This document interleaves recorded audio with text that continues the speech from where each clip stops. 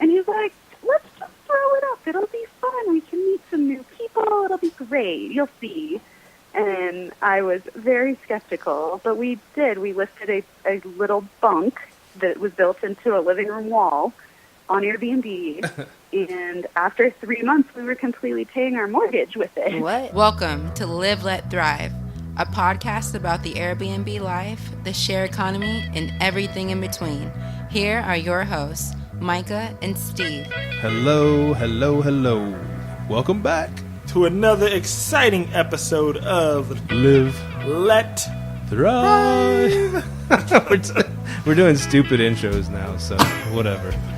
This is episode 33 of Live, Let, Thrive, the show all about Airbnb, podcast all about Airbnb, Airbnb life, short-term rentals, long-term rentals, real estate, blah, blah, blah, yada, yada. You know what it is if you're already at episode 33 by now. Unless you're just like me, when I jump in on podcasts, I just grab whatever the latest one is. Then I go back to the originals, and the originals seem like they suck, you know, like our first ones. But anyways, so yeah, we're Live, Let, Thrive, and we're back at you. And today we have another special guest by the name of Shelby Pracht. Pracht. Pracht. Welcome, hey. Shelby. Shelby. How you doing? Thank you, guys. I'm excited to be here. Well, you should be, Shelby. So, tell you a little background story about Shelby. We kind of met off the Bigger Pockets forums. She was talking about some Airbnb short-term rentals, so hit her up, and she was down for the show. So, started off, Shelby, how long have you been doing Airbnb? We've been hosts for a little over 2 years now. 2 years? Yep.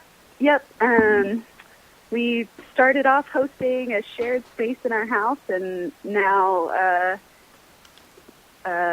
host our own full home, plus manage a couple other units for other owners in the area. Okay. So how many units do you have now? Right now we only have 3, but we're currently in the process of onboarding 2 more. That's nice. So your 3, are all of them yours, or are you subleasing anything, or how's that working? We have one condo that we own personally that is a full-time vacation rental. It's about maybe 400 or 500 yards from our primary residence. Okay. Over the summer, we did try out the sublet. We were able to rent out, sign a lease with another family in the area and use their condo as an Airbnb and paid them a monthly rent. But for the winter, they decided they wanted to use that space for themselves again. But we did start managing 2 other units for some other people just through word of mouth, actually, this year. And that's been a really great experience so far. We've actually enjoyed the property management a little bit more than we thought we would. Awesome. Sorry, I was adjusting a microphone for Mahogany, who just walked in. She's going to be on the show also, Micah's wife. Mahogany, say hi. I just did. Hi. How are you? Just did. Hello. Can you hear me well? Yes, I can hear you. Okay. I hear a little bit of an echo. You have an echo going on? Yeah, move that to the middle. All right. Okay. Off to a great start. No, to the middle. Yeah. Oh, move this to the middle. Yeah, oh, I it's see what coming you're through saying. there. Yeah. That's what we're talking through. Yeah. All right. Excuse my tardiness. Sorry. All right, we're ready to roll now. So how many units total again? I'm sorry. Just 3 right now. Just 3. Okay. But you have big plans, right? We have medium plans, I would say. Okay. And what do those consist of? We don't want to get too big. I really love the personal aspect of Airbnb and don't want to stray too far from that. It's definitely a goal to be able to automate some of the processes, but I think part of the fun of being an Airbnb host is the personal interaction. Oh, big time. Yeah, I feel that. So you said you have a condo that you do with Airbnb, right? Yep, that's So correct. How does your HOA work with that? Well, I actually live in a town that is very much centered around tourism and vacation rentals. I live at a ski resort in California, and so almost all of the condo complexes here allow nightly rentals and, in fact, cater to nightly rentals. Nice. So out of the complex that we own in has, I believe, 120 units, and I think maybe 12 of them are owner-occupied, and the rest are vacation rentals. Oh, nice. So with you being in more of a tourist vacation area, do you have like a strong down season? Can you repeat that? Since you said you're in more of a tourist vacation area, is there like a big down season? You know, there isn't really here. We're very lucky in our location. I know a lot of ski resorts are super busy through the winter and then dead during the summer. And we are super busy with skiers during the winter. And then in the summer, we're 45 minutes from Yosemite National Park. I was going to ask we that. actually get a ton of guests coming through that just will stay for the night on their way into the national park the next day. That's awesome. So we have a little bit of a lull in the spring and the fall, what we call the shoulder season here. So it'll slow down, a little bit in like April and a little bit in like October. But we don't really have a slow season, which is great. It's nice to have nice steady income. We actually, being a ski area, we actually had higher revenue in July this year than we did in January. That's cool. So what do you do to counter your slow season? Do you put long-term renters in there, or? No, even during those little bit of a lulls in our shoulder season, we're still maintaining at least 75, maybe 80% occupancy. Jeez. Wow. I call that high season over here. Yeah. Yeah. I mean, July and January are always our two biggest months, maybe August, and we've hit 100% occupancy for both of those months last year. Nice. So one of my questions is, since you said that a lot of people around there do vacation rentals as well, how do you make yours more marketable than the others, since it's kind of like everyone's doing it? Yeah, so my town is kind of undergoing this big revolution and opening up to the world of Airbnb. Although the majority of our housing stock and the real estate in our town is vacation rentals, a lot of them are listed on kind of antiquated boutique rental property management companies that are based locally. So, we have Mammoth Mountain Reservations and, Mountain Reservation Company and this kind of stuff that, they only list properties on their own website and rely on people coming back year after year to stay in the same units. But they also, are not reaching a larger audience, and they're charging upwards of 40, 45, even 50% in property management fees. Oh, wow. So I think there's a lot of people in town that, use their condos here as a second home for themselves. They come up on vacation, and then, will have 4 or 5 bookings a month through their property management company to help pay the bills, and that's it.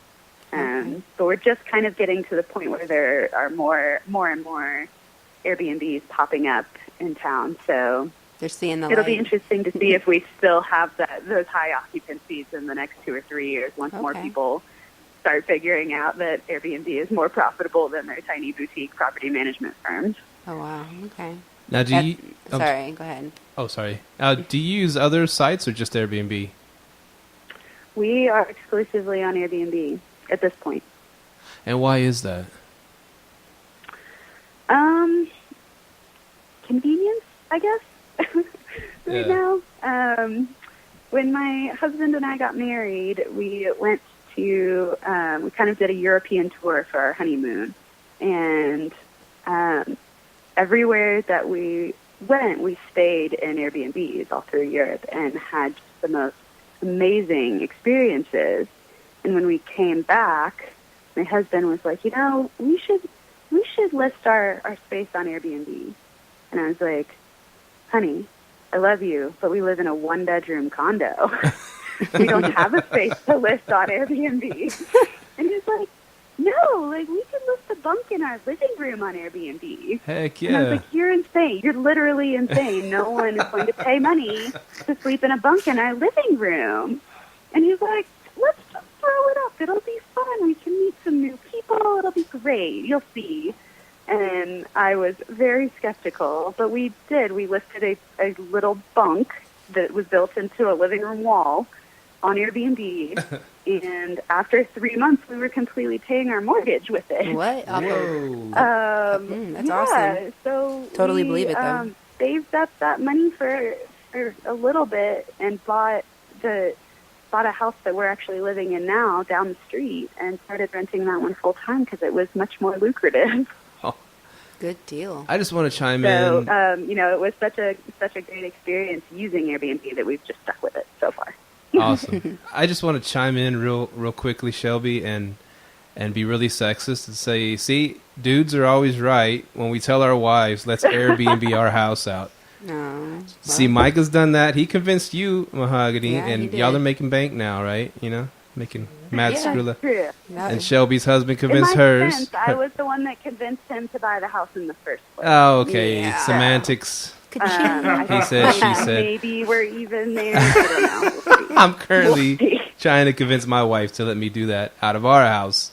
So, when I Good when luck I with win that that when I Y'all win just that moved battle, here. I needed a couple years alone first. Yeah.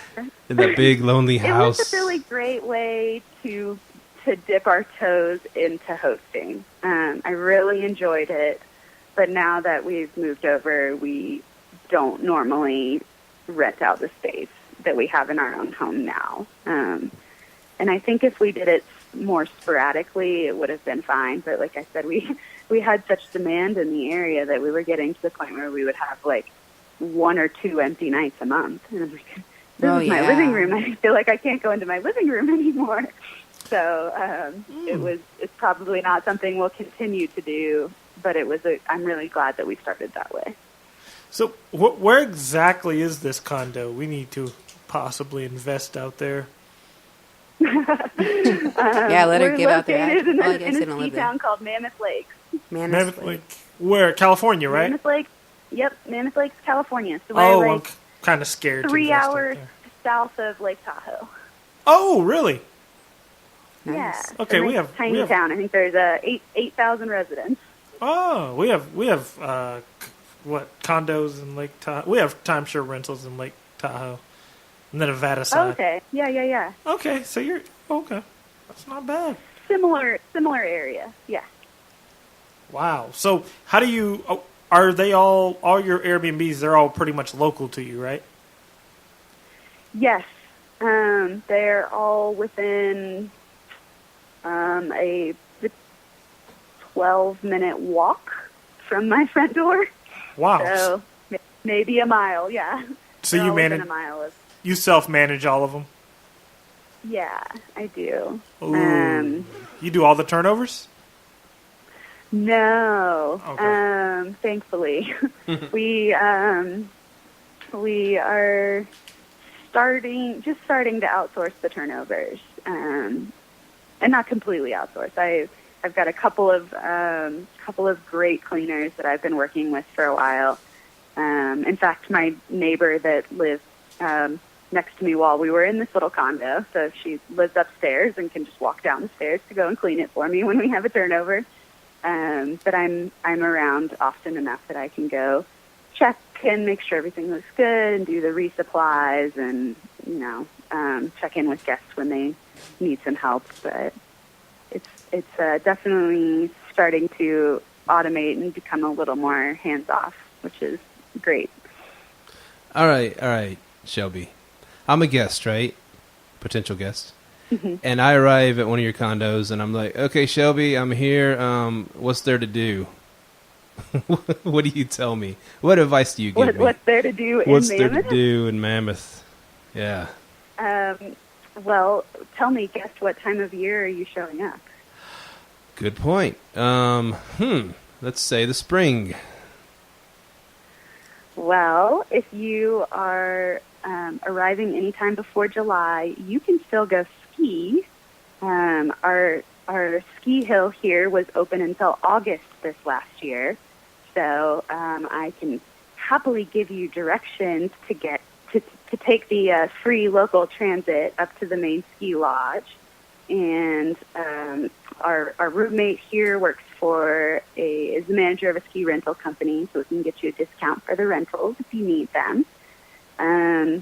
There's a yoga studio in town that I love if you need to stretch out after skiing. Plus, there's great cross-country skiing and snowshoeing. And if you drive maybe 15 minutes south, the snow will probably have been melted a little bit by there, and you could do some hiking or fly fishing in the spring. Wow. Sounds lovely. Nice. It is. We like it here. I think our guests like it here, too. All right. Is there any cool microbrews or wineries nearby? We don't have any wineries, but we actually do have 2 breweries in town, Mammoth Brew Co. and Blacked Out Brewing Co. And I would highly recommend both of them. I think I tried that Mammoth beer while I was in Yosemite. I've been to Yosemite a couple times. It's beautiful.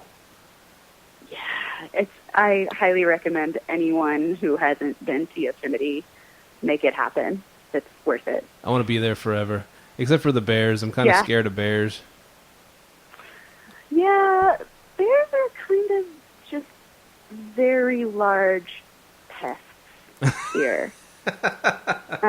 They're very cute, but they really just make messes in the trash. They don't want to hurt anybody. They just want into the dumpsters. Aww. So that's the biggest. That's something that we do have to deal with in the summer here, is educating our guests about not leaving food in their cars, because bears are known to rip doors off of cars to No get groceries and that kind of stuff. Oh, yeah. So That is so. yeah. Are you Unheard of serious? here. Like, have you ever walked in on a bear in your crib?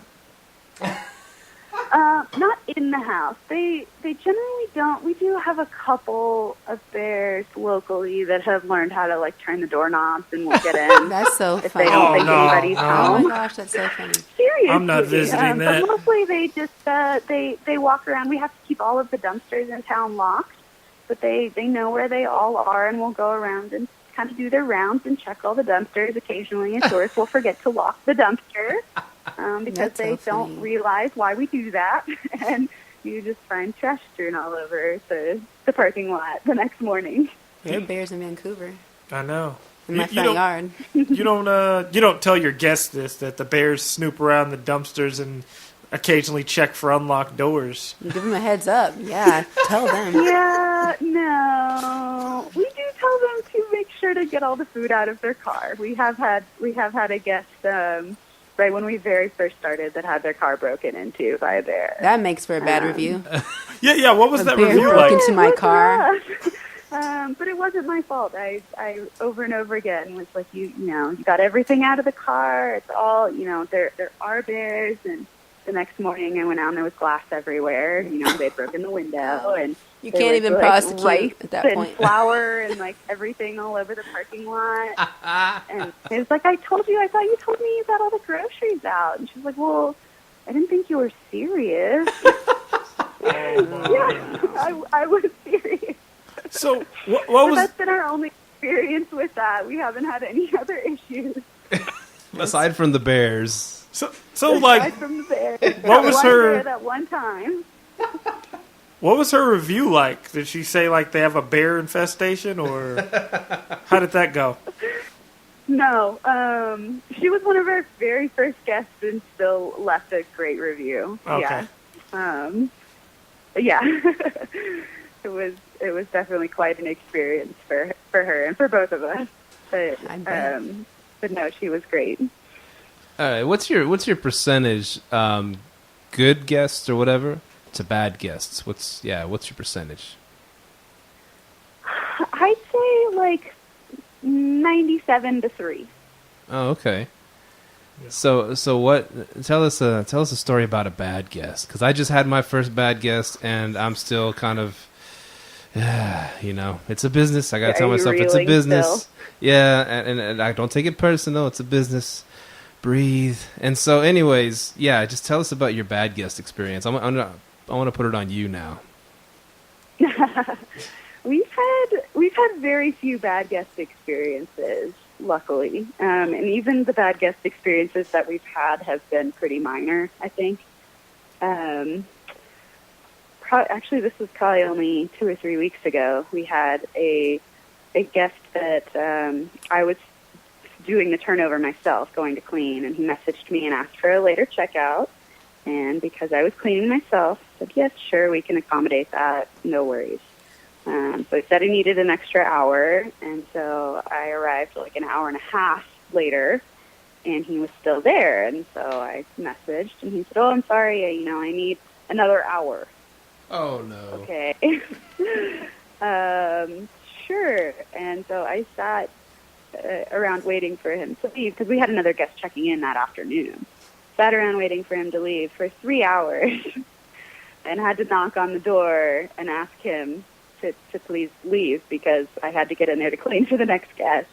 And when he finally left, 3 hours past the normal check-in or checkout time, I walked in, and he had a child in there that had taken an entire box of Cheerios and spilled it in the living room floor, and then proceeded to throw the Cheerios all over the house.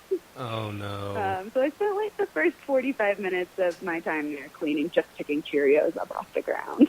Jeez. But really, that's, nothing was destroyed. I was pissed, but everything was fine.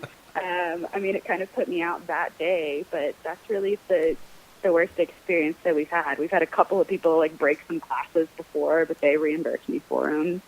And we really haven't had, knock on wood, anything dramatic yet. So now, with that dude with the Cheerios incident, did you leave him a bad review or like a scathing review? I did. Yes. Yeah. Oh, yes. I tried to be as polite as I could. But, no, forget that. Well, he's still bitter. Excuse him, please. Yes. I did leave a review just saying that, he wasn't exactly prompt and that did not leave the place in very good shape when he left. So I have a question for you. The people that are bad guests, or just that guy, for example, have you noticed they don't really leave reviews? I think they know that they've been bad guests. They know they're on the naughty list. Yeah. Yeah, I think they know. I mean, you'd have to be a really terrible person to leave a place 3 hours late with a box of Cheerios all over the floor and not be like, oh, man, someone's going to have to come in and clean up after me. I've been terrible. Yeah, and but yes, you're right. They don't tend to leave reviews. Yeah, in a case like that, I would assume he's probably not going to use Airbnb anymore. Yeah, and that's what I was telling Steve, because Steve was texting me. He's like, hey, he's kind of had a bad experience. Should I leave this guy a review? And he's like, is he going to leave me a bad one? I'm like, from the bad guests that I've had, not too many of them leave reviews. Like, if they mess up stuff, they usually don't leave reviews. And so I'm starting to think, like, the people that don't leave reviews, like on my timeshares, because I always give them 5-star reviews most of the time, I'm thinking they usually probably messed up the place. Honestly, that's what I think. And you still gave him a 5-star review. I mean, no, but I'm saying they didn't give me a review, so I wouldn't know. Yeah. That's what I'm saying. Yeah. It's one of your timeshares, so you don't actually see it. Exactly. And you don't clean it. Exactly. So you could be giving a real a-hole a 5-star review. That's true. That's true. My reviews aren't that reliable. Dang. Oh, man. That would be nerve-wracking as a host, for sure. That's the beautiful thing about knowing the girls, even though I'm starting to kind of outsource some of the cleaning, but I know well both of the girls that are helping me clean. So I know that they're going to shoot me over a text message that says, hey, there's a box of Cheerios all over the floor here. This guy didn't check out until 3 hours late. So I'm still able to give reliable Accurate feedback. reviews, yeah. Can a question for both of you, because I'm new to the Airbnb game. But anyways, let's say I someone requests to book with me, right? I go look at the reviews, and they got one on there that's pretty bad, a bad or questionable review. Can I reach out and message that host and find out what that was about? Mm-hmm. You can. Oh, sweet. I'm gonna do that. I'm I gonna do didn't that know that. next time. I haven't tried that before, but that's a great option. So Micah gets some messages about his timeshares. Oh yeah, they're great. 5 stars. Now, it's funny you 5 talk about that, stars. because the other day I was on this little forum post, and this girl said this guy left her a 3-star review, but everything he complained about was in her listing, which has happened to me. And it's funny, like I said, my reviews aren't that reliable. I said Airbnb needs to make a feature for unreliable reviews from guests. Like, let's say they write something like, the guy said he didn't know there was a security deposit, right? But I put it in my listing, but he gave me a 4-star review because of it. I think there should be an option to to vote that this review is unreliable. You kind of know what I mean? I second that. Yes. Yeah, absolutely. Because that's what I was writing on there. That's what I think personally. I mean, because you didn't read the listings, pretty much what you're telling me. Yeah. So My biggest issue has been when you get that 3 or 4-star review, and the review itself is actually good. Yeah. So the words that they write when they say, everything was fine, we had a great stay. We'll come back. 2 stars. No, you won't come back. So Not to this if they place. say, if they say in the review, I didn't realize I had to pay a security deposit, or I didn't know I had to walk up the stairs, you can respond to that review on Airbnb and say, I'm so sorry that you felt that way, but it says right here in my listing that that's the case. Whereas if they don't say that in the listing, but just are in the review, but leave, 3 or 4 stars, it makes it really hard for you to respond, and it still kind of lowers your average. yeah, I get sick of those. The ones, oh yeah, it's a perfect place, and they leave you a 3-star review. What? Yeah. Wait a minute. And then there's like no way to kind of critique what was bad so you can fix it. You know what I mean? Yeah. So I I don't know. have gotten into the habit of when I get those kind of reviews, I will actually message them back after the review process is closed and just say, hey, thank you so much for staying and for leaving a review. I saw you only left us 4 stars. We really want to provide great experiences for our guests, so please let me know, if there was something that we could have done to make it a 5-star experience for you. And normally we'll get some kind of crap about, the bed squeaked or, but it was, Oh, really? I don't know, whatever. But at least I, have some kind of feedback to go with. Oh yeah. Gotta have feedback. I have a question. Do you have you or your husband, do y'all have full-time jobs, or is Airbnb what you do? No. Whoa. I do Airbnb full-time. Awesome. And we have a couple of long-term rentals as well that are helping pay the bills. And then my husband works part-time in the airline industry, which is great. So we get to fly for free. Awesome. What airline is that? Horizon Alaska Airlines. Oh, okay. I work for American Airlines. Oh, He's nice. wearing the shirt. Yeah, He's not I love the lying. flight Yeah. shirt. I'm still dressed in it right now. Oh yeah. So at what point were you able to do your, long-term rentals and Airbnb full-time, or did you have a full-time job at one point? Yeah, I had a full-time job, and once we kind of got the Airbnb up and running, I realized that I was making more from Airbnb than I was at my full-time job. Nice. So I was able to kind of retire from that, and now it's my primary job to take care of the listings and the couple of long-term rentals that we have too. Retire at what age? How you sound young. Yes, we're 28. Oh my God. Nice. Wow, that's awesome. Let's give a big round of applause for that. I'm quitting. I'm quitting today, man. Yeah, I'm 28. Thank I'm you. still grinding. 25. I still got some time, but I love my job, so I feel like if I had to quit to manage, our Airbnbs and all our short-term rentals, I would, but I really have a passion for what I do, and I feel like I wouldn't be who I am without my job, which sounds horrible, but it's just. And what do you do, Mahogany? Oh my gosh, I'm an investigator. I protect the children of Dallas County. Nice. Yeah. Oh, yeah, absolutely. Yeah, But if I was behind a desk, I'd be out of there. I'd be grinding really hard, harder than I am now. Yeah. Mahogany, have you ever had to throw someone to the ground? No. That's the day I'll quit. Really, I don't want to do all that. Oh, okay. Just give them that look, and they know you mean business. Oh yeah, people don't play about their kids.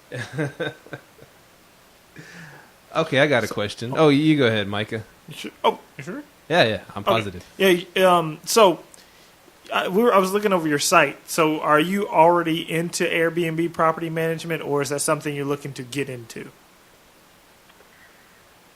A little bit of both. Like you said, we're managing for two other units right now, and have 2 more that will be onboarded in January. Okay.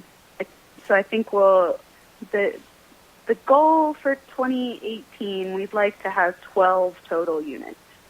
Wow, nice. I think that's kind of a nice number for me that would put our revenue where I want it to be, that would enable us to live a comfortable life and be able to support some of the causes that we think are important without getting too in over our heads. Mm-hmm. So what? So are you trying to phase yourself out of it? If you're gonna have 20 units, but you still wanted to have all that time for your causes and travel and stuff, are you trying to phase yourselves out of the business totally? No, I enjoy being involved. We do travel a ton. Working with my husband, working for the airline, we're able to leave often, and so it's really great to be able to, when we're in the Canary Islands, to be able to say, hey, we have turnovers X, Y, and Z here and there. Can you make sure everything's great? And do some of the messaging, and that's it. But I don't think I would be ready to step away completely. That's why I think that kind of, 10 to 12 units would be great, because more than that, I think I would have to really outsource more than I'm willing to at this point. That's cool. Knowing your limits. Do you rent out your personal house when y'all go travel? No. Firstly, because we're house hacking the house that we're in, so we bought a duplex, and so we live on one side, rent out the other, and actually have a second bedroom downstairs that we have a roommate in as well. Oh, sweet. But the way that zoning works in my town, condos are actually the only zoning that are allowed to be rented nightly. Single and multifamilies are not allowed to do nightly rentals. So that's like the opposite so here. Just Yeah, don't bother. Yeah, I know that's abnormal here, but that's, like I said, just because the way our town is revolves around tourism. The majority of the condos here are used as vacation rentals, and then the majority of the multi and single family homes, they try to keep those. Try to moderate the prices, keeping the prices low so that people can actually live in them, to keep those for the locals. So when looking for one condo to buy over there, what do you look for? 1.1, 2.2, and what price range? We prefer the 1.1. It's just smaller and easier, and for the type of guests that we get, we have so many short stays. Like I said, in the summer we have a lot of one-night stays. In the winter maybe 2 or 3 nights. So we don't have a lot of demand for giant high-end places. We have the units that we have right now are 2 1.1s and then 1 in loft, 2 baths. So all on the smaller end. We like having units that are in complexes that have some kind of amenities. So mostly just that have a hot tub. So a lot of our guests like to go soak in the hot tub or the sauna after they go ski during the day. Oh yeah. So that's something we definitely like to be able to offer, and it's great being in a condo complex that we don't have to. We can offer them a pool and a spa and a sauna without having to maintain that ourselves. And yep, the prices here. There's a lot of kind of local dynamics that has made things weird here. The actual ski resort was just bought by Aspen out of Colorado, so there's kind of a change in ownership going on and a lot of outside investment coming into the area. So, when we purchased our condo, we paid just under $150,000 for a one-bedroom condo in 2014, and now those same units are going for $275, $285. Oh my gosh. So the prices have definitely skyrocketed, which is, we were hoping to build our Airbnb business by purchasing our own units, but as the prices have skyrocketed, we have dipped our toes into the property management instead, because we are not willing to pay those prices right now. Yeah, oh yeah, that's it makes it a lot harder to be profitable when your mortgage is that much higher. Oh yeah. So when it comes to your property management, are you strictly like managing the property, or do you ever help people who are interested set up for their Airbnb? We've just been doing like the full service management. So I, have somebody, contact me and say, hey, I'm interested in you managing my property. And so I will start from scratch, go over, take photos, or have a professional photographer go out and then set up the listing under my Airbnb profile. I handle all the communications, handle all the scheduling, all the cleaning and the maintenance and the, guest communications, and then do all the bookkeeping and issue them a statement and a check at the end of the month. Mm-hmm. Okay, good deal. So you said you do the management. Which do you find more profitable, Airbnb property management or just subleasing? That's a great question. I actually think that the managing for other people is more profitable. I don't have enough data to really back that up, but that's kind of my gut feeling, and I think most of that is because when I'm managing for other people, a lot of the expenses get passed on to that owner. So I'm not paying the utility bills, and I'm not paying for the firewood for the wood-burning stoves, that kind of stuff. Being in a ski town, it gets cold here, and utility bills in the winter can get really, really high, and that's always been something we've had to moderate, and in our own unit that we own, and then when we're subleasing, trying to moderate to keep utilities as low as we can.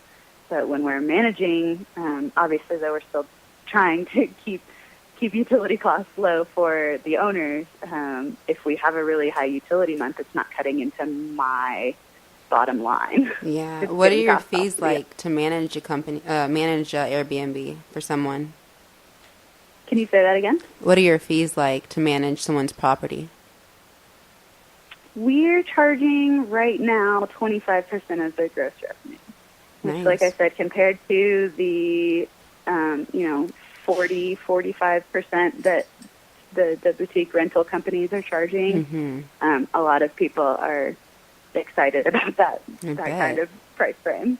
So since it's under your listing, how do you cut the checks or provide the owner with their portion? Yeah, I'm just cutting a check and mailing it each month. Okay, cool. Yeah. So you said it gets really cold. Do you utilize you personally with your properties, or even convince your guests to put Wi-Fi thermostats where you can control it from your phone? No, we haven't at that point. We our unit that we own is actually doesn't have central heat, which is not uncommon here. Wow. And it's heated with a pellet stove, so it's it kind of looks like a fireplace, but it burns these tiny little processed wood pellets. And we actually have that pellet stove hooked to a thermostat. So I will turn the thermostat down, decently low when I'm done cleaning, raise it up a little bit before people check in, and then just ask them to turn the thermostat down to, 50, 55 when they check out, again, to help, save on our utility costs.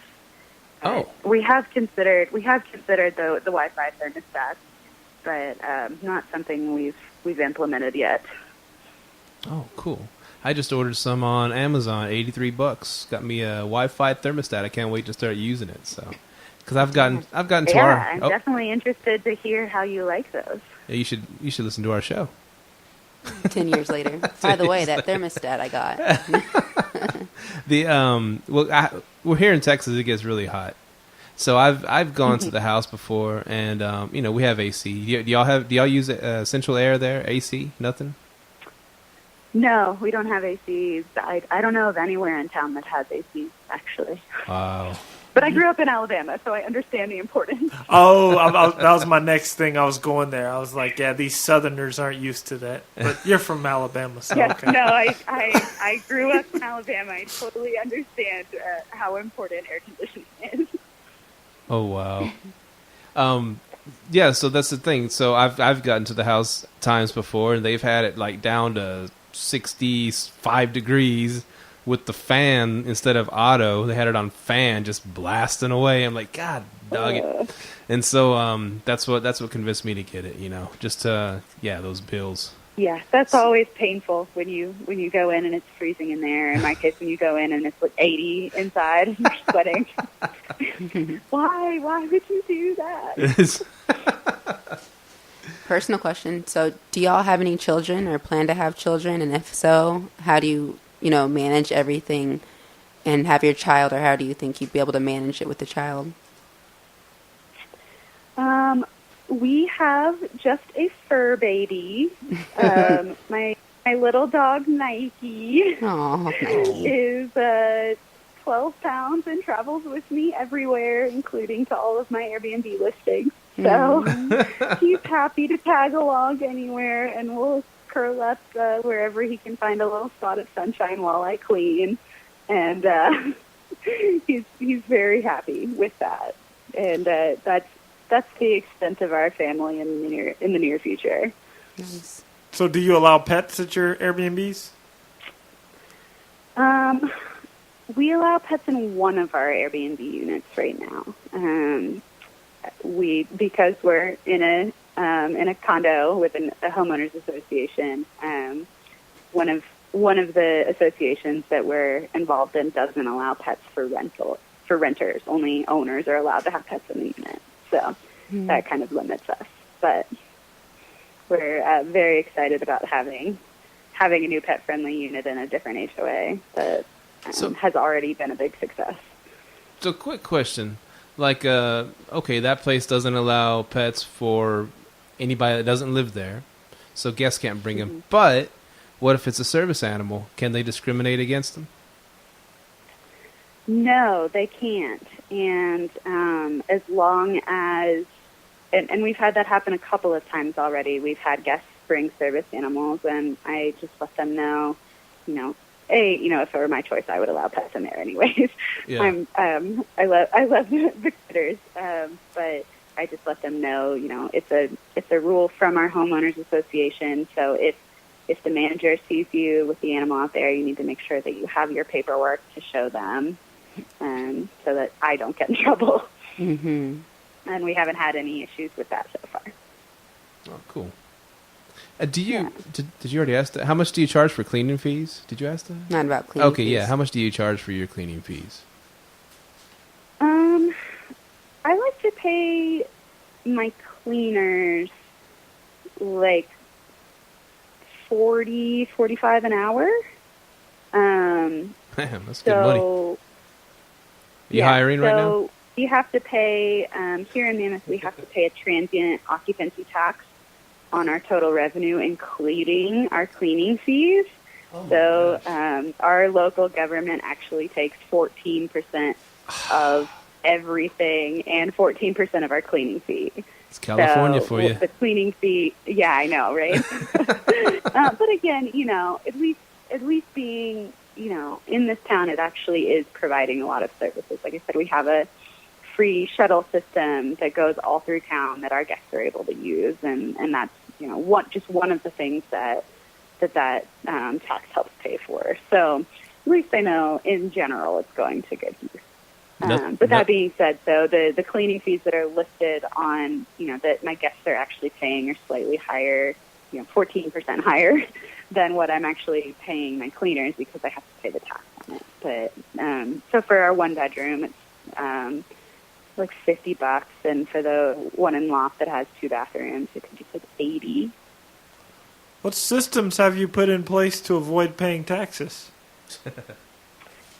None. Okay. When we were first listing the bunk in our living room, we thought that paying 14% of our living room proceeds to our town was absurd, and didn't pay them for 6 months, and got busted and owed all the back taxes, plus a bunch of fines and fees. And so I vowed we were going to be above board at that point from then on and not have to worry about that anymore. So yes, we just do all the bookkeeping and pay all the taxes. So over there in California, Airbnb doesn't automatically charge the guests the hotel taxes or whatever, occupancy? They don't yet. Oh, okay. I'm hoping at some point they will.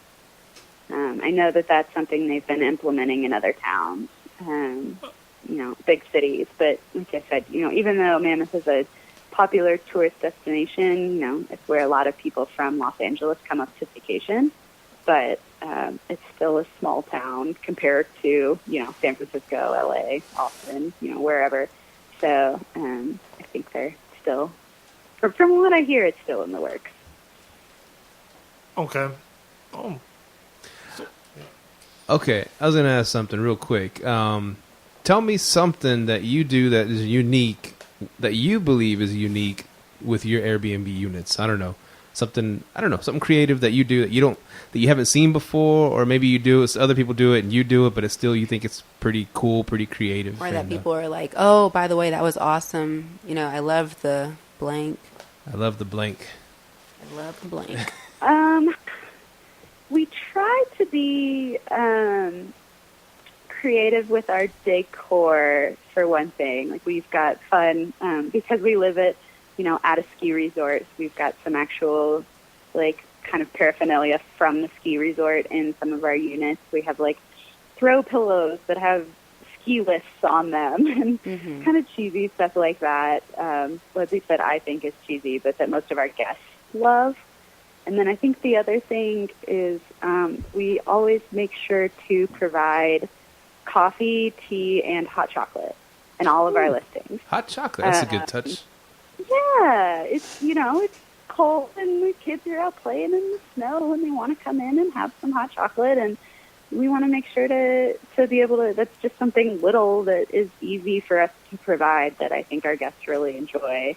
So we always have a big thing of hot chocolate mix and some tea bags, and then fresh coffee beans and a grinder in all of our units. I love that so much. That's an awesome touch right there. The whole beans to grind them. Yeah, I'm a big coffee drinker, and it's always frustrating when you go to, you go stay somewhere that has a coffee maker, but you have to go buy a whole bag of coffee just for the 1 or 2 days that you're there. So I love to be able to give people that option to have that there. I have a suggestion. Oh, go ahead. Only something I would think to do if I had snow around is maybe getting like a build your own snowman kit to like leave in the condos. Like they have like little stuff with little scarves and the carrot for the nose, and it's like a reusable kit. That might be fun if there's kids around. That's good. I haven't even thought of that. That would be adorable. Because I loved building snowmans when I lived in Oregon, That and I would just be remember really, really cute. Yeah. Amazon. I haven't thought of that. We've talked about getting little like plastic sleds to put in the unit. We haven't Ooh, done that'd be that yet. good. That's something we've considered. And then our pet friendly one, we've got some like dog toys that we're getting out there. So Only a pet owner would think just about that. Trying to keep it fun. Yeah. So do you have a spot when they come in from playing in the snow, they're going to get the whole house wet or whatever, unless they have a place to put their boots or whatever you call them, their willies, as they say in England. Don't ask me how I know that. Yep. Willies. But anyways, and so you have like a nice spot that they can put all that, and do you just have hardwoods or tile where it won't, mess up, of course, obviously carpet? Yeah.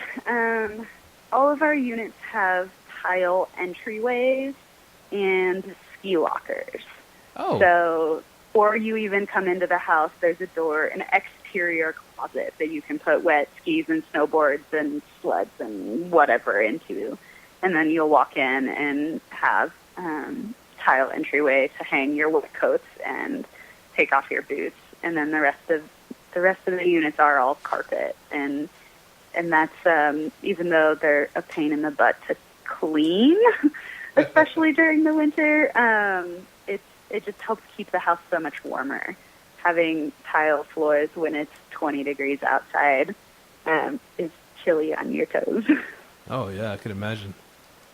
So, with you being in California, and I know you said you guys are only listed on Airbnb, are you guys a 420 friendly unit? We don't allow smoking in any of our units. As the laws around that change, we might consider changing our stance, but at this point, no. We're not. I mean, but they can do edibles and stuff, right? No big deal. Oh my Yeah, gosh. I mean, each their own, right? I can't Spit that out right what now. they're bringing into the house. If they're, if I can smell it, then it's a problem. But yeah, you're absolutely right, and that it has been legalized recreationally here. So as those laws kick into effect, that may be something that we have to look into how we're structuring our house rules. But Because at this point, we haven't had any issues.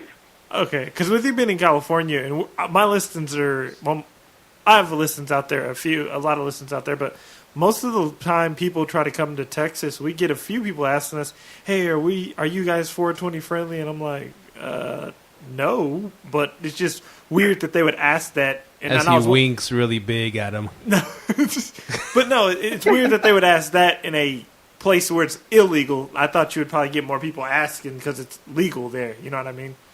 That's what I thought. Yeah, I don't know. and I have a feeling that there are probably a lot of people that are smoking weed in our units, and we just don't know about it. That would be my.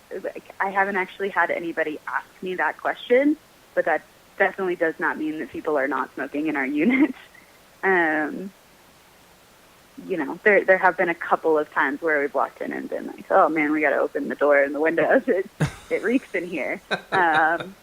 But very rarely, and I guess I'd rather them be doing that. And we have had a couple of Europeans that have come in and actually smoked cigarettes in the unit. That I'm definitely not okay with. Now, do you leave them bad reviews for that? Like cigarettes, and that's terrible. Do you leave them bad reviews for that? Yeah. Me too. Yeah. Yeah. That's always, it's only happened once or twice.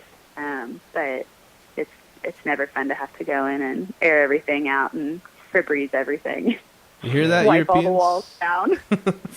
Yeah, It always tends to be the Europeans. There's a lot more cigarette smokers, and we have a lot of foreign travelers through here. Like I said, in the summer, being in Yosemite National Park, there's a route that people take. They fly into LA, they go to Las Vegas, drive through Death Valley, stay the night in Mammoth Lakes at our place, and then go to Yosemite the next day, and then through to San Francisco. It's actually a pretty cool little route. It is cool. So we have a lot of European and Asian tourists that come through all summer.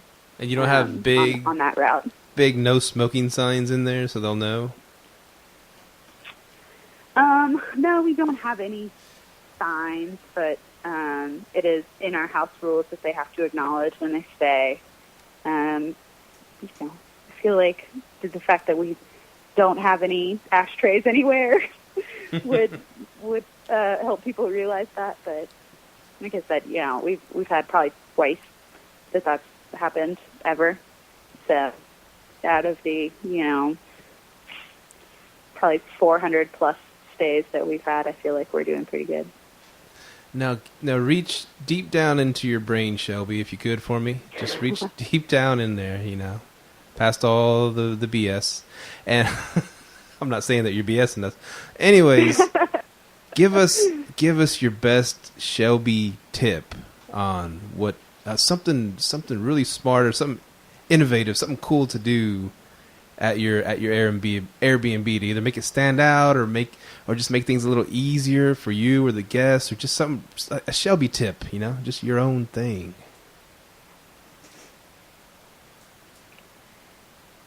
I think we kind of already talked about this, but for me as a guest, it's really important. I hate to go out to eat. I know that that's not normal, but if I stay in an Airbnb, I don't want to have to go to a restaurant. I want to be able to cook in the kitchen of my Airbnb. And so having the tools to do that is really, really important to me in our own listings and when I am traveling myself. So not only, the coffee, tea, hot chocolate, but to make sure that there's olive oil and salt and pepper and some Italian seasoning in all of our units. But, the stuff that you don't want to go out and buy salt and pepper and olive oil to cook your eggs in the morning and then not be able to take it with you. So I really, really appreciate listings that offer just those little things that make it easier to cook and really feel at home wherever you're staying. Salt, pepper, and olive oil for your eggs. You are truly from Alabama.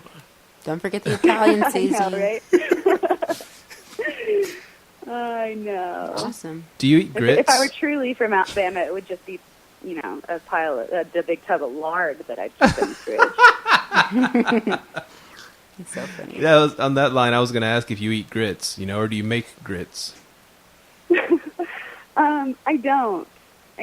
My parents are both Yankees, so I didn't grow up eating grits. I grew up in Alabama, but I did not grow up eating grits.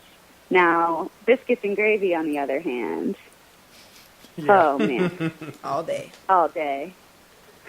And aside from the Cheerios moment, have you ever had any, okay, we get guests on here and we talk, all the great stuff about Airbnb, and and y'all got financial independence already, and that's pretty cool. And that's our goal, I'm still working a full-time job, working a bunch of OT, and I'm thriving to get more properties to Airbnb out or long-term or however, just to get there, to get that magic number. And along the way, I've had a few meltdown moments, and I've shared it with these guys. And I was just wondering, have you had a meltdown moment of your own?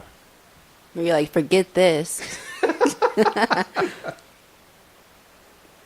Oh, yeah. I think it's hard to be in any kind of real estate game without having at least a couple of meltdown moments, right? Yeah. I feel like melting down today.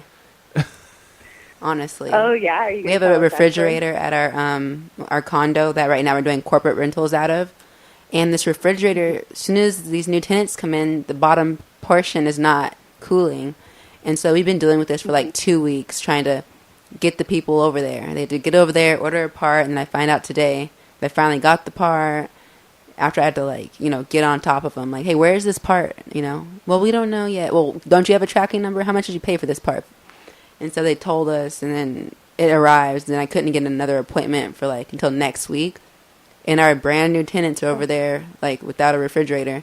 And although they can't, they can leave a bad review, but they still have a couple months to stay, so I'm sure we can make it up, but it just sucks. And I'm like, yeah, forget this. Forget it. So what was your meltdown Checking moment, out. Shelby? That's got to be so frustrating. It is. You know, I've had a couple.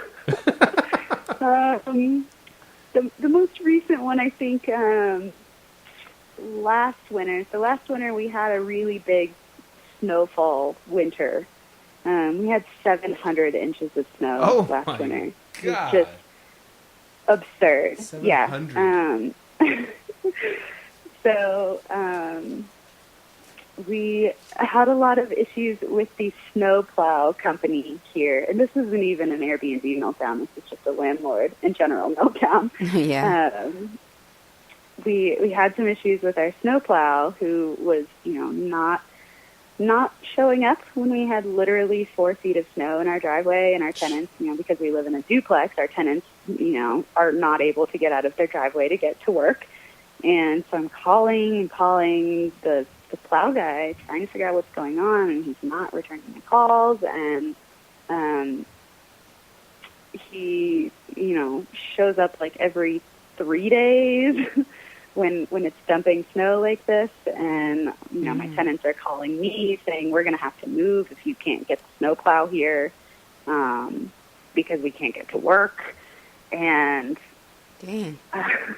so I'm fighting with the plow guy. He told me, you know, this one guy was supposed to be doing it, but he thought my other guy was doing it. So just no one showed up. And didn't apologize for that. Just was like, yeah, no one showed up. But then someone finally showed up and took the snow plow and rammed it into the side of our house. Oh, man. And ripped a 4-foot hole in our house. What? Last January. Wow. This is too much. And then didn't show up for 3 more days after that. While it's continuing to snow, and I'm continuing to call this guy over and over again and be like, look, there's a hole in my house. And thankfully it was like, you know, it was basically like into a garage area. It wasn't like leaking into my living room or anything, but it was a big problem, and he wasn't returning my calls, and he finally returned my call and called me an asshole.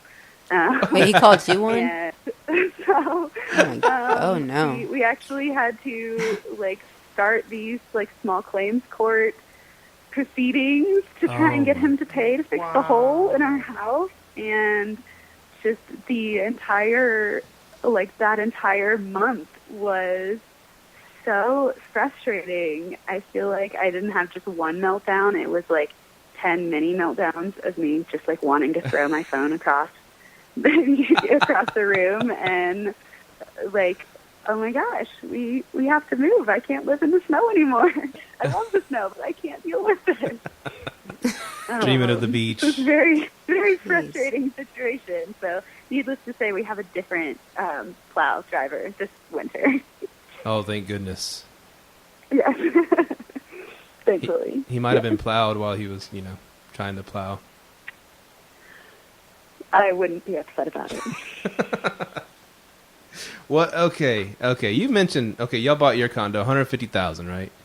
A couple years later, they're already selling for $275,000, upwards to $275,000. What is your, let's say in poker, you're playing poker, you got to know when to take your chips off the table, right? You just can't just leave your chips, let it ride.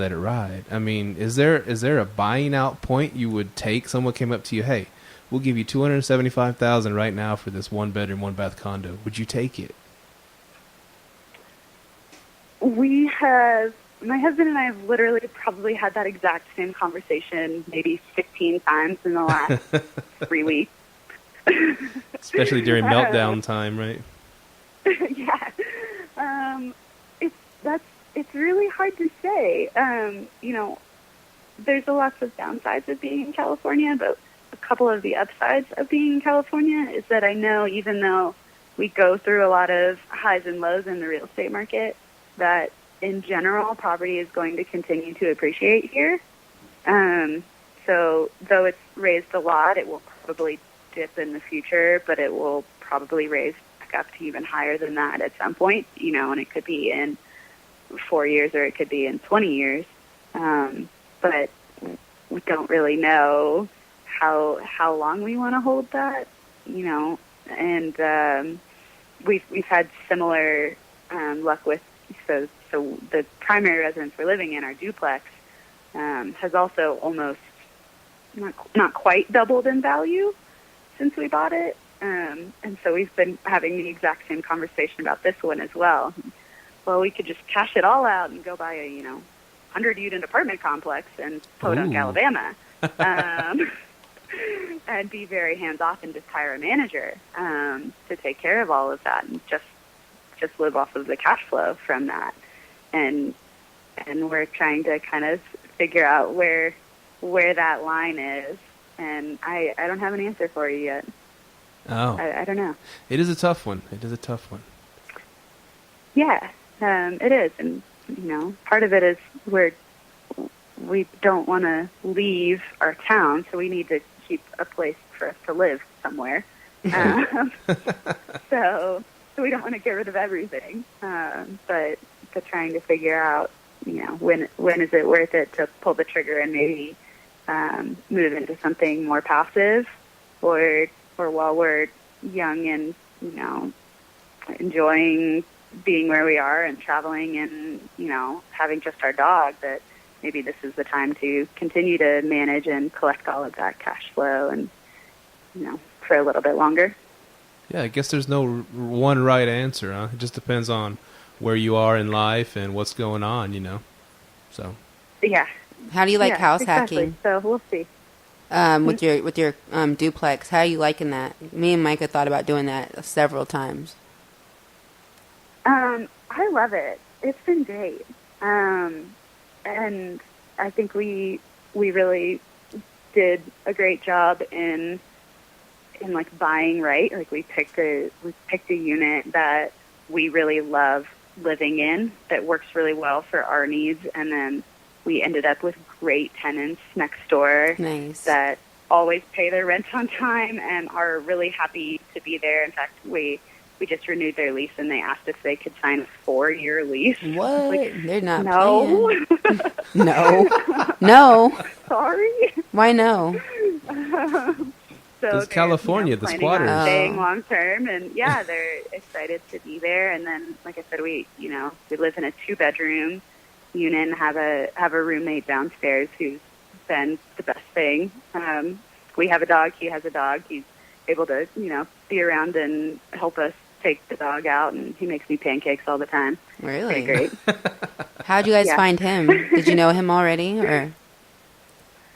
Yeah, he was just kind of an acquaintance that we had around town, and we part of the whole issue of our town discovering Airbnb and how profitable it can be is that there's been an actual housing shortage for local workers.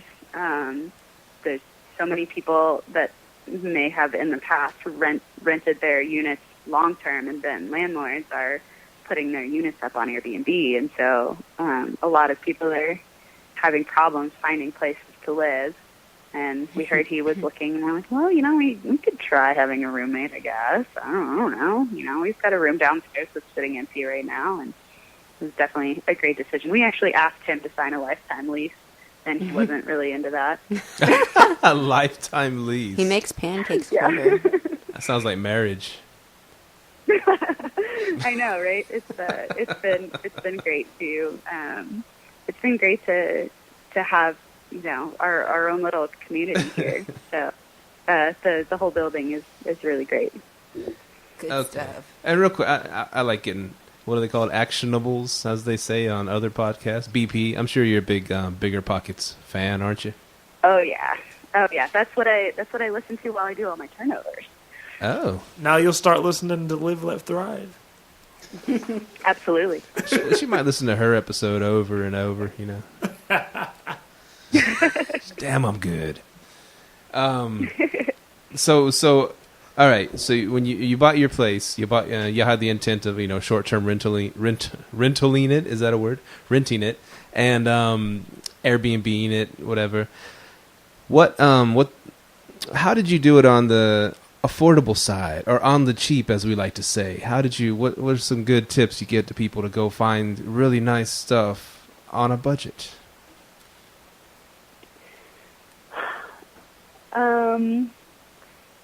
You know, we spent a lot of time in thrift stores. We spent a lot of time on, our town is too small to have Craigslist, but we have like a Facebook group called Mammoth Lakes. We spent a lot of time perusing that, and, you know, anytime we see, you know, oh, look at this great, whole kitchen set.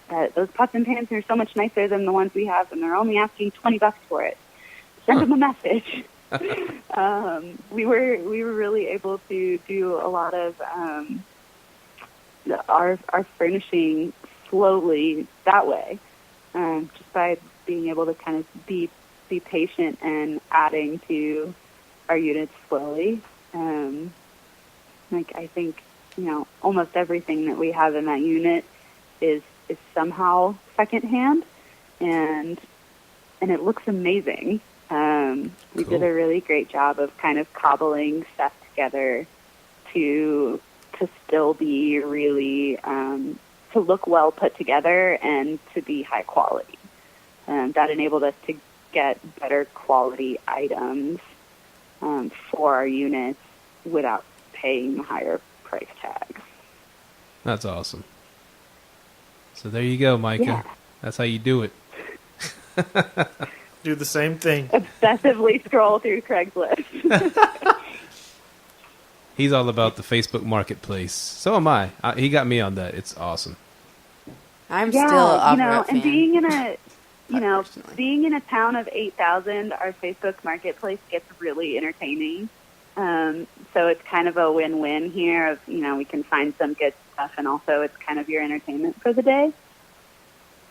Oh, nice. Wow. Yeah, you really never know what's going to pop up on there. One of my favorites recently, we had someone selling a peacock recently, and a month ago someone posted looking for a ride to the vet for their bunny rabbit. And because the bunny was sick, and they posted a picture of their bunny with a carrot. And it wasn't eating the carrot, and it looked sad. And then, like, an hour later, we got an update that the bunny was okay, and that they were able to get to the vet. You know, so the small town drama is real, and it's great. The struggle is real. Were you going to ask, Micah? Oh, nothing? Well, you've been a fascinating guest, Shelby. We really loved having you on the show. Yeah. And thank you so much for taking time out of your schedule to do this for us, with us. You know, putting it out there. Absolutely. It's been so great chatting with all three of you. Yeah, for sure. Yeah, that was a good interview. I only come when we're talking to women. Wow. Perfect. I love it. Is that true? Really? Yeah. I'm all about the ladypreneurs. Ladypreneurs. Ladypreneurs. If you actually think about it, I think she's only We been should on make a podcasts clothing where line. we've been talking to women. Ladypreneurs. I think she's only been on when we talk to women too. I told y'all. That's sexist. I'm sorry. Coming from a guy. Women are allowed to be sexist. Wow. Women can be. We have like decades and decades to make up for. Yes. That is For so sure. true. Ladypreneurs. Well, thank you so much, Shelby. Go ahead and tell our listeners, they're not viewers, well, on the YouTube, you know, that stagnant screen we got there. Tell them where to find you, how to reach you, how to get over there and stay at your places, and how, if they want you to manage their places for them. Yeah, the best way to get a hold of me would be through my website, and that's shelbypracht.com. Shelby with a Y, Pracht. Shelbypracht.com. And I'm happy, always happy to talk about Airbnb. Awesome. Awesome. Well, thank you so much, and keep warm over there, and stay away from the fires. and watch out for bears. Will do. Stay away from the fires and the bears. Stay cool. Stay cool. Awesome. All right. Thanks for coming You on. guys have a great night. You Is too. it an exit or not? Yeah. Oh, we have the old one. Okay, my bad. Okay. Edit this Awkward, part out. awkward dismounts, but we're trying. All right, Shelby. Take care. Bye. Bye. Thank you. You too. Bye, y'all. Adios. Bye. And adios to all you fans out there. And well, there she goes. This And is This is Live Let Thrive episode 33. Yeah. I'm Hit us- Steve. You're Micah. Mahogany in Mahogany. the house. The number one requested guest on our show is Mahogany. Oh, Yeah. Guest host. thanks, y'all. Remember to hit us up at liveletthrive.com. Also, you can call us 469-300-9100. Download us on iTunes. Rate us. Subscribe to us on YouTube. Anything else, Steve? Momo? Nope. That's it. Bye-bye. Great show. Adios. Peace.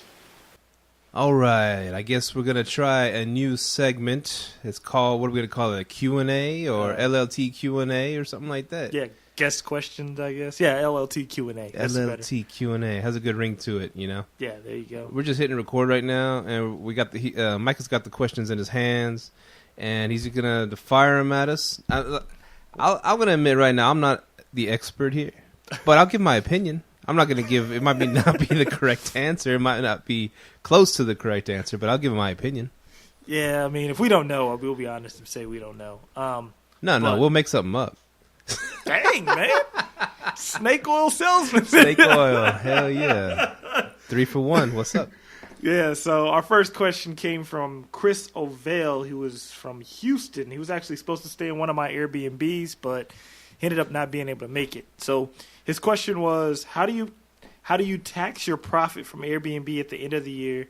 And do they send you a W-2, or do you have to keep track of every incoming profit yourself? That is a really good question, because me and Steve both are new to Airbnb this year. I started in October. I don't know yet. Okay.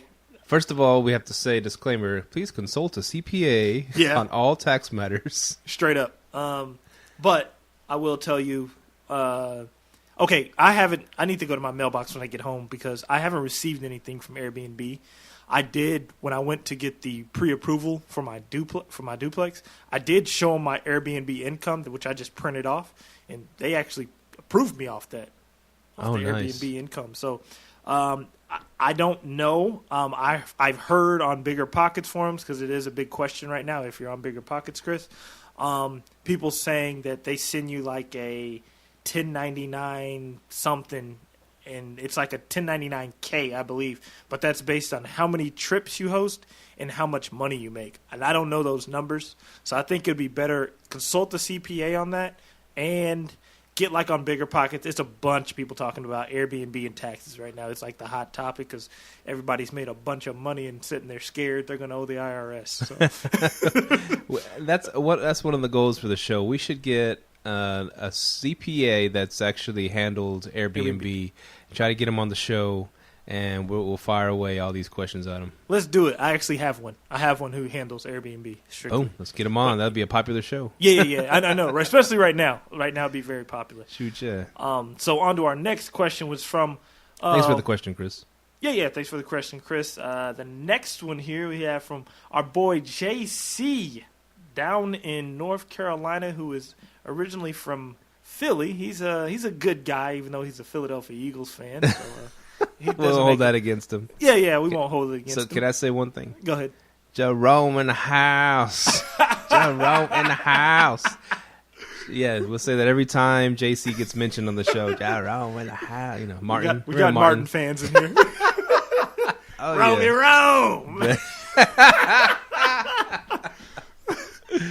My cousin actually dressed up as him for 1 year's Halloween. It was pretty funny. All right, so he kind of have a long question, which is pretty good. So he said, this is what JC wrote. He said, I took y'all's advice and listed my place 2 weeks ago on VRBO. I got a hit this afternoon from a traveling nurse who wants to stay for 88 days, from the late January through to April. The total is $5,700. Anyway, I have a guy who's already booked on Airbnb for 4 nights in February, and he said he's a second-time client.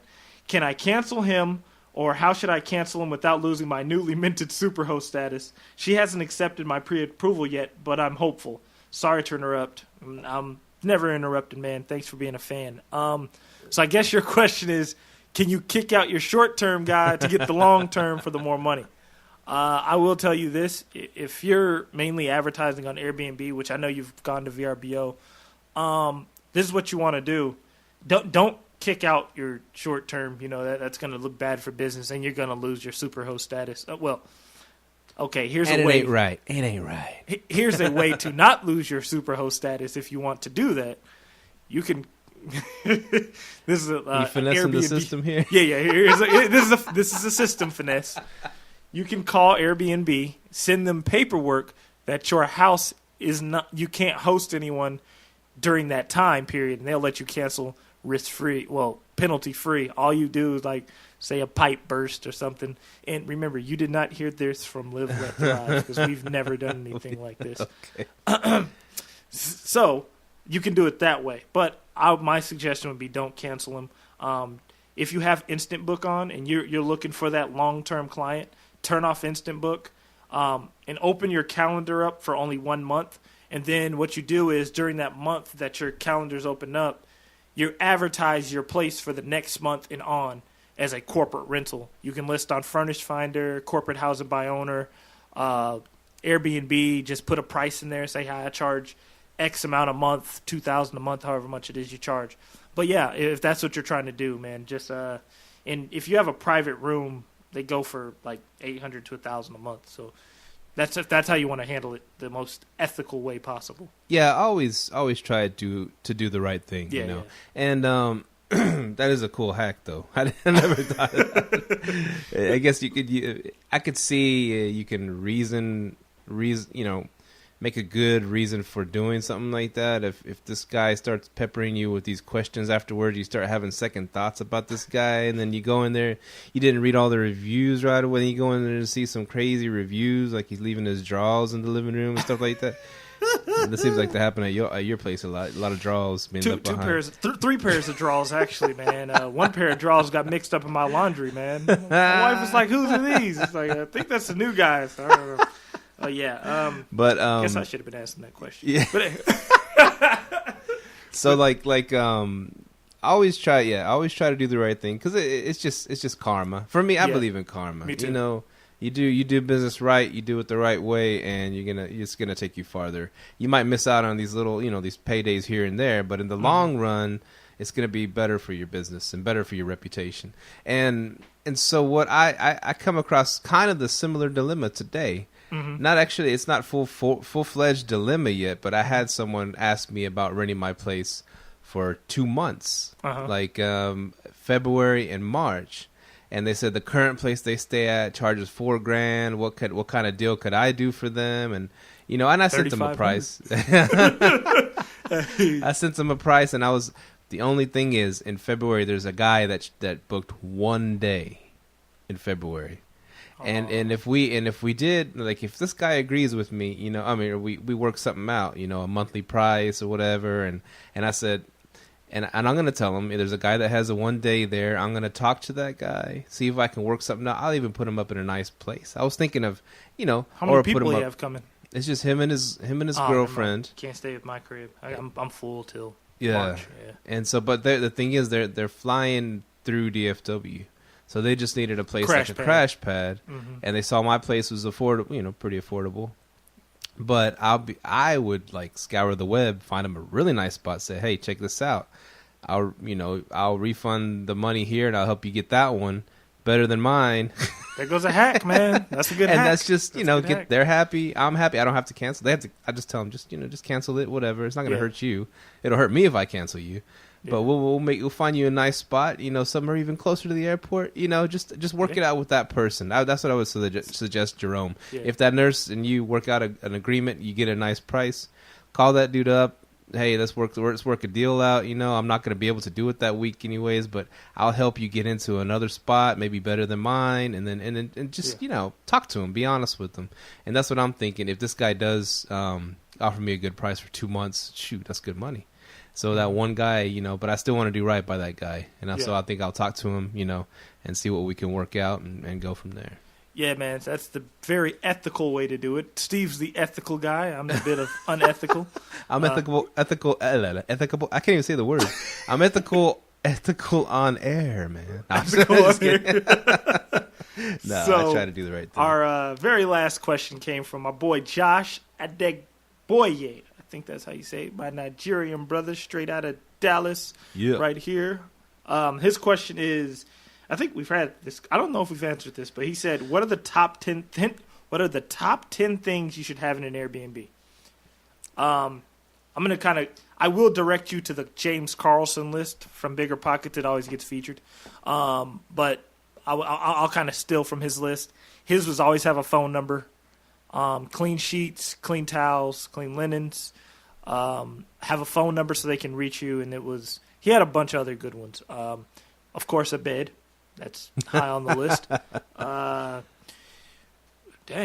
Wi-Fi. That's the number one Gotta thing. have Wi-Fi. Yeah, that's the number one thing you're gonna get hit up about is Wi-Fi. If you don't got no Wi-Fi, that's a quick way to get a 4-star review is no Wi-Fi. I'd put Netflix on there. You got to have Netflix at Netflix least. Or something My timeshares similar. don't have it though. Really? Yeah. Huh. Okay. Well, for me, it's just on my list. You know what though? Well, my timeshare makes up with amenities.